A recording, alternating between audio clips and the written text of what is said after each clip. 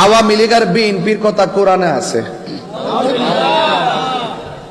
কোরআনে কারিমে আল্লাহ ১,৫০০ বছর আগে এরকম একটা আয়াত নাযিল করেছে যে বাংলাদেশ এরকম বড় দুই দল হবে, আওয়ামী লীগ বিএনপি।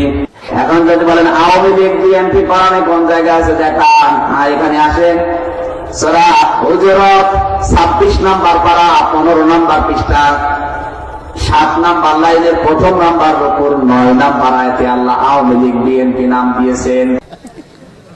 আবার সূরা উল্লেখ কইরা দলিলও দেয়। এই জন্য আমি গত পরশুদিনও কইছিলাম ইন্টারিম গভর্নমেন্টকে যে আল্লাহর রাস্তায় এই পাগলটারে থামান। স্টেজের মধ্যে উঠলো তাফসিরে রাশমিকা মান্দানা, তাফসিরে ইন্ডিয়া, তাফসিরে পাকিস্তান, তাফসিরে আমেরিকা, তাফসিরে পেয়ার সিস্টেম, স্টেজে উঠলো তাফসিরে নির্বাচন, আর কোনো ওয়াজ নাই।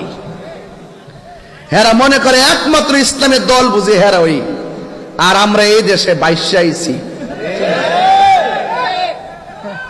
আবার দেখি যে ওয়াজ ওইটা সেমিনারে জান্নাতের টিকিটও বেচতেছে। তো এইগুলা কি কোন মুসলমান আর ইসলাম প্রেমিকদের কথা হতে পারে না? আরে পাগলেরও তো জ্ঞান আছে, আগুন সিনে যা হাত দিলে পূর্ব, এগুলো তো পাগল থেকে আরো অদম, নিজের ঠিকানা নিজের জাহান্নামে কইরা লইতেছে।